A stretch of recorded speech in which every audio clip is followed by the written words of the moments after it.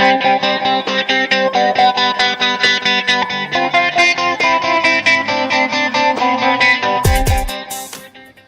back to From the Clubhouse. Good to have you along. Thanks very much for all of those tweets and emails that you're sending through. Just a quick reminder, info@fromtheclubhouse.co.za, or you can tweet us at clubhouse_TV. Really good to invite in studio, welcome in studio, Clare Coan, the newly elected chairperson of the Western Province Cricket Association's Women's Cricket Committee. It's a bit of a mouthful, Clare. It is. It is a mouthful. Wow. Are we going to talk, about your illustrious cricket career? No, I think you can skip that and move on to some greener pastures, maybe. Greener pastures, or B, then the position that you've been elected to, newly elected chairperson of the Western Province Cricket Association Women's Cricket Committee. Yep. Yeah, it's quite an exciting time for women's cricket, I think. Clinton plus some friends and some ex-players decided to twist my arm a little bit. I was a little bit scared in the beginning to say, I'll put up my hand and say I would do it. But after I finished playing, I sort of always wanted to get back involved in the game, somehow to give back. And this opportunity sort of presented itself, and I thought, no better way. So now it's a very long-sounding title, and it sounds like an enormous job. I mean, I'm just scared just at the sound of it. So what is it, though, that they're expecting you to do? I think the important thing is taking women's cricket in Western Province forward. And we haven't had a women's committee for the last 3 years.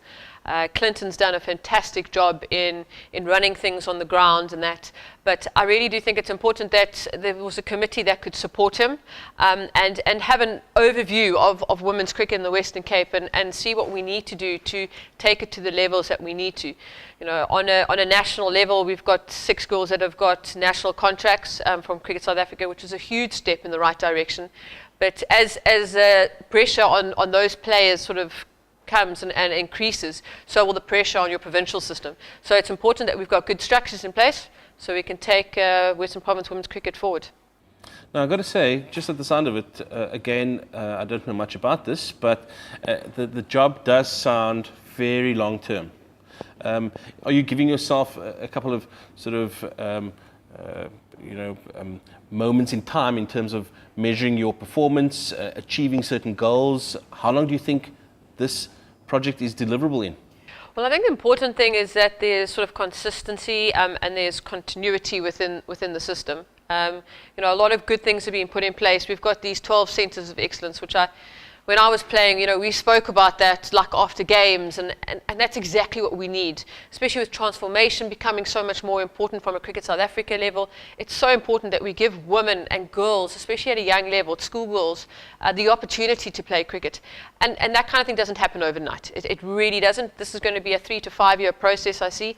And we need good support. We need support from the public. We need support from the media to really get these structures involved in these projects that we want to get girls to come in and play cricket. Clare, we have earlier alluded to the 3 to 5 year plan with your committee for women's cricket. So what are those immediate plans and how are we looking at getting over these hurdles or the challenges that we do have with your committee and how you guys are going to roll out these plans? I think firstly it's also to create some stability for the province side, the senior side, so that they also know that there's not going to be lots of changes. They did so well last season, so we don't want to sort of cause any rifts there. We want to give them the support and the structure that they need. It's also very, very important to get them involved in the process and believe in the process. So educating them, getting them technically sound, making sure that they can also impart their knowledge. They've got so much experience. Some of the girls have been playing cricket for 10 years. Why not use that experience? So get them feeding back into the community, set up different coaching clinics. We've got a couple planned for the season coming up.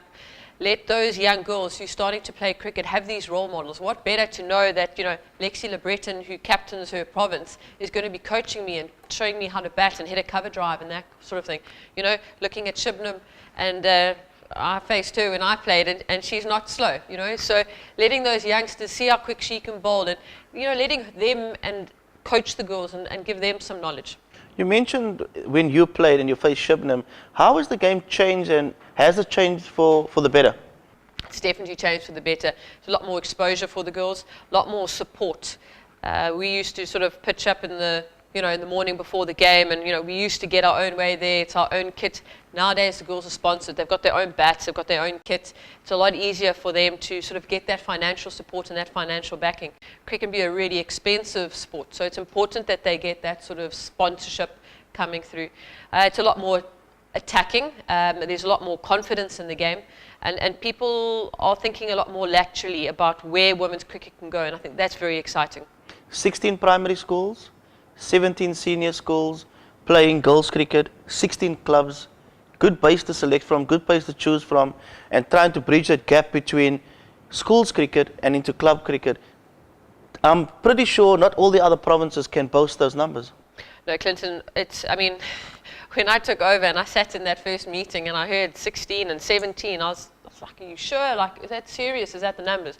So I was really shocked, but really it was a good shock. I think it's really encouraging that we've got so much support and a lot of girls wanting to play. The key is keeping them involved in the system. You know, we have a fantastic youth setup. They play primary school, then they get into the high school, they play, and then we find them falling away.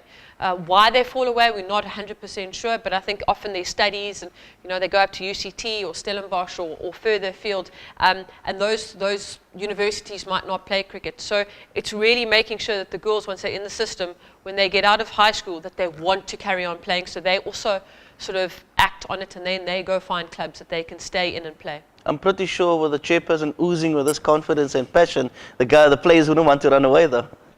Well, I should hope they don't run away. I'm going to try and get down to a couple of club games, and especially some of the province games, and I'm not going to put my skills to test, that's for sure. I might pull a muscle or something like that. But I think it's important that they also see that we are passionate about it. And, you know, Western Province are leading the pack when it comes to women's cricket. There is no doubt about it. No other province can, you know, say that we've got that kind of numbers involved. And it's going to become so much more important as transformation is pushed from a national level.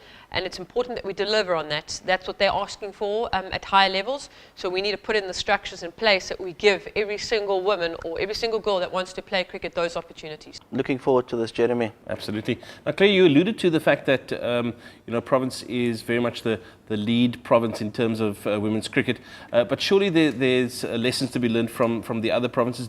Is there an equivalent committee, you know, in the various other cricket-playing provinces around the country? Can I boast a little bit? Please, go ahead, boast. I don't mind. No, I definitely feel that no one can rival us at the moment, Western Province, in terms of women's cricket and the structures that we've got involved. You know, I know some of the girls that play up country, Griselda Brits and all that, and you know, they phone around on a Saturday morning or a Sunday morning trying to pull in players, and how are we going to get a club together to play two clubs? We don't have that. You know, we've got two separate leagues. You know, we're playing 40 over and 20 over cricket, and then, you know, the other league, we've got 20 over cricket being played. No other province can say that. Absolutely, I like that.